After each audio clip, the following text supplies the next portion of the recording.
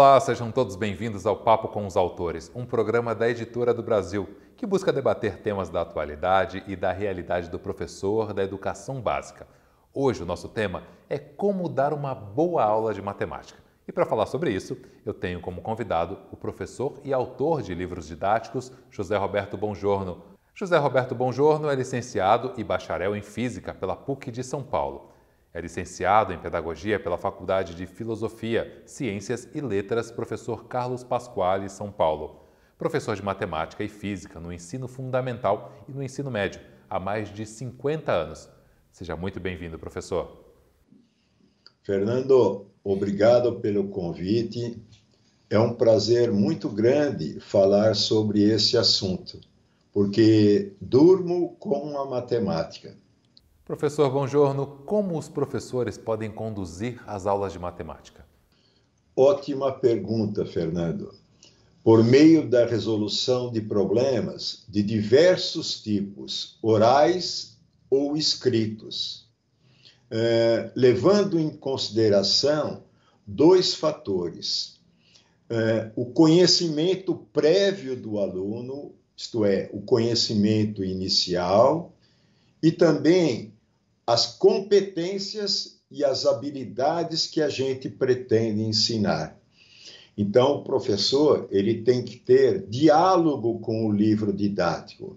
Ele precisa ter conteúdo, isto é, conhecer o que ele vai lecionar. Ele precisa ter forma, é um jeitão de dar uma aula diferente. E ele precisa ter equilíbrio. Trabalhar pensando que a gente tem vários tipos de estudantes. Estudante que tem um conhecimento mais elevado, estudante que tem um conhecimento médio e estudante que tem grande dificuldade em aprender. Então, sempre valorizando, incentivando o trabalho dos estudantes. Para a condução de uma boa aula de matemática, ou fazer com que a aula flua legal, o professor precisa contar com a participação ativa do aluno. Nesse sentido, o professor deve incentivar a participação dos estudantes, colocando questões próximas do cotidiano deles, interessantes, curiosas, para que eles entrem no jogo do diálogo, da argumentação, da imaginação e do interesse. Por exemplo, na nossa coleção, quando nós vamos falar de números naturais, a gente coloca uma abertura em página dupla, que o estudante deve efetuar uma leitura dessa imagem, que é uma competência da BNCC, competência leitora. E a gente apresenta algumas perguntas que a gente chama de roda de conversa. São perguntas que remetem a essas imagens que o aluno vai responder ou oralmente ou por meio da escrita. Isso é para testar um conhecimento também, de leitura da imagem que o aluno deve ter. Para iniciar a teoria, nós colocamos uma teoria com uma linguagem clara e acessível. Essa linguagem clara e acessível facilita o trabalho do professor. E a gente começa com uma questão para testar o conhecimento prévio do aluno, que ele tem que responder ou oralmente ou também por meio de uma escrita. Depois a gente começa com a teoria. Aí vem, valor posicional do algarismo. E a gente vai colocando perguntas. São perguntas explicando o conteúdo que a gente está ensinando passo a passo. Na sequência, a gente coloca questões diversificadas. São questões que são apresentadas de um jeitão diferente. Nós temos questões que a gente chama de desafio. O desafio é uma questão que ele tem algo mais para se pensar.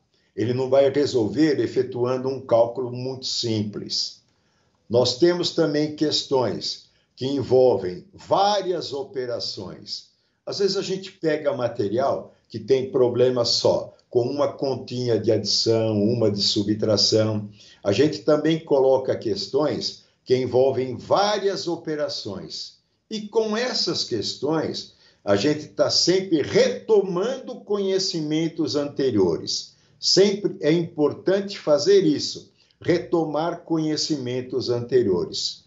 Nós temos questões que a gente chama de para descontrair. É uma leitura, uma interpretação de uma tirinha. Isso dá uma quebrada no que a gente está ensinando e os alunos adoram interpretar essas tirinhas. Nós temos questões também que eles têm que resolver em dupla ou em grupo. E a gente tem questões também com atividades de elaboração de problemas. Então, trabalho em grupo e elaboração de problemas é muito importante em matemática. Resolver e criar novos problemas é a essência da vida matemática. Nós temos também questões na nossa coleção, por exemplo, esse modelinho aqui, essa questão de número 3. A questão é resolvida de 3 maneiras diferentes. É sempre importante dar questões ou resolver questões de jeitões diferentes. Aí o estudante escolhe aquele que ele mais gostou, mais se adaptou. Nós temos questões assim que envolvem jogos também. Em matemática, a gente tem que trabalhar com jogos. E a gente chama essa sessão de que divertido. Nós temos também, no final da unidade, uma bateria de questões que a gente chama de que tal ver de novo. A gente está retomando todos os conteúdos da unidade e também revendo conhecimentos anteriores. O nosso material trabalha com questões de vários tipos e para resolver também de formas diferentes. Isso eu acho muito importante na matemática. Como o cálculo mental e o uso da calculadora podem levar os estudantes a raciocinar sobre suas ações? Bom, calcular é uma operação com a qual os estudantes convivem desde pequenos, pois os números, a contagem, as operações costumam fazer parte do brincar, do jogar, do comércio. Então, eu acho importante o professor usar bastante a calculadora para efetuar operações e também para ensinar conteúdos de matemática. Por exemplo, eu quero fazer aparecer no visor da calculadora o número 7. Mas aí eu falo, a tecla 7, ela está quebrada, ela não pode ser utilizada. Como é que o aluno pode fazer na calculadora, fazer aparecer o número 7 sem usar a tecla 7? Então ele pode fazer dos seguintes jeitões. Ele pode fazer, sem usar a tecla 7, ele pode fazer, por exemplo, 2 mais 5 vai dar o igual a 7, aí tecla igual. 8 menos 1 igual a 7. Então, eu estou ensinando ele a trabalhar com decomposição dos números usando a calculadora. Posso efetuar divisões na calculadora utilizando só a operação de subtração. Isso o nosso livro também mostra muito bem. A estratégia de cálculo mental precisa ser sempre estimulada em sala de aula, em qualquer ano escolar, pois o cálculo mental contribui para a consolidação do conhecimento sobre números. Vejam os exemplos. Olha, essa questão 3. Preciso de 2 litros de água e só tenho as jarras ao lado. Como conseguirei medir exatamente 2 litros? Essa é uma questão para efetuar como cálculo mental e estimativa. A gente não vai resolver, mas é uma questão muito interessante.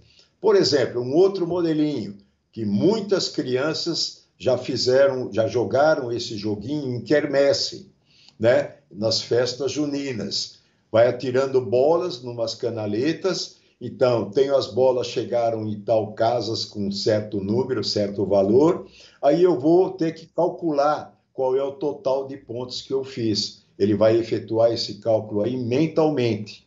Para trabalhar com cálculo mental e calculadora, é importante que os alunos também elaborem questões para que eles próprios resolvam. Então, eles gostam muito dessa aula quando a gente trabalha com calculadora. Mas não trabalhar somente para resolver uma ou duas atividades.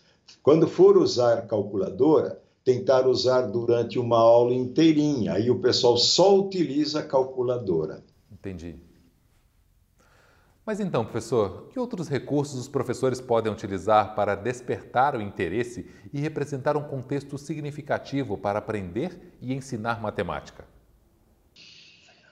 Bom, Fernando, essa pergunta é ótima, mas a gente pode utilizar a matemática em várias situações ou experiências vivenciadas no próprio espaço escolar, simulando processos de compra e de troco com dinheiro fictício, manipular instrumentos variados e adequados para realizar medidas, observar que a nossa vida se torna mais organizada graças à matemática. Os números presentes no relógio, nas placas dos veículos, na quantidade de pessoas de nossa idade, as formas geométricas presentes na natureza. Então, vejam, a gente pode trabalhar temas culturais, sociais, utilizar a matemática na arte, na educação financeira, na história da matemática. Isso desenvolve a competência leitora, a cidadania e o senso crítico. Nós temos algumas sessões que são voltadas para temas transversais. Na nossa coleção, nós temos temas que a gente chama de Olhando para o Mundo. Vejam este exemplo. Olhando para o Mundo, a arte de Pernambuco. Eu vou falar sobre a arte e o que tem de matemática nesse tema. Olhando para o mundo, olha, o tempo de decomposição das substâncias. É importante que os alunos aprendam isso aí. Materiais para se decompor, para conservar a natureza. Nós temos, olhando para o mundo, olha, na arte, a arte de Malevich, entendeu? São temas bem interessantes. Temos também um pouco de história. A gente fala de história, de temas referente à história no geral. Aqui, no caso, é da invenção da roda. Eu posso ter temas também, por exemplo, olha, salve o folclore brasileiro. Tenho também temas que a gente chama de pequenas investigações. O aluno tem de fazer uma pesquisa, por exemplo, sobre o judô. É interessante que eles usem a internet para fazer pesquisas. É desse jeitão que a gente tem que trabalhar hoje em dia com a matemática. Por exemplo, na nossa coleção de matemática, nós temos assim também trabalho em grupo, em que ele também possa usar a calculadora. Então, o trabalho em grupo é muito importante hoje em dia. Então, isso a gente deve usar bastante aqui nas nossas aulas. Hoje, por exemplo, assim, a gente pode trabalhar com temas sobre para economizar água. Aí o aluno tem que fazer uma pesquisa, é importante que eles aprendam isso aí. E depois o professor pode até sugerir para que o grupo exponha para os outros alunos o que ele fez sobre esse trabalho. Professor, infelizmente estamos chegando ao final do nosso bate-papo. Você gostaria de deixar alguma consideração final ou alguma mensagem para quem nos assiste? Fernando, eu gostaria de, inicialmente, agradecer esse convite para falar sobre matemática e também sugerir para os professores e coordenadores que deem uma olhadinha na nossa obra de matemática. Matemática Buongiorno. Ficou um material muito interessante e vai contribuir para o trabalho pedagógico do professor. Vai fazer com que o professor tenha diálogo com o livro de matemática. E um recado eu gostaria de deixar para os professores. O melhor lugar para a gente aprender a lecionar é a própria escola. É na escola que a gente tem que trocar experiências para a gente aprender a lecionar. Eu aprendi muito com certos professores, me ensinaram a dar aula. Sempre falaram, buongiorno, para resolver problemas de matemática, a gente tem que fazer uma figura para ilustrar o problema. Quando a gente faz uma figura, a figura fica gravada no cérebro da gente. Por isso que a gente aprende mais matemática. Então, para fazer matemática, a gente tem que escrever e escrever bastante.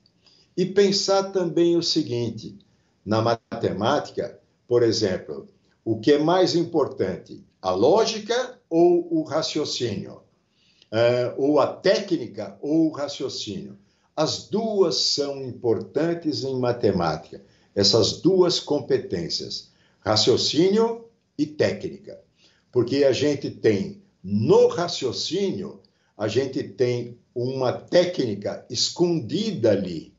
Então, a técnica é importante também, que a gente tente resolver várias questões e também trabalhar bastante com o raciocínio.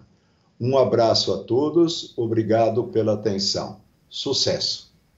Professor, muitíssimo obrigado pela sua presença. Eu fico por aqui, mas fiquem ligados nas nossas redes sociais. Até o próximo programa. Tchau, tchau.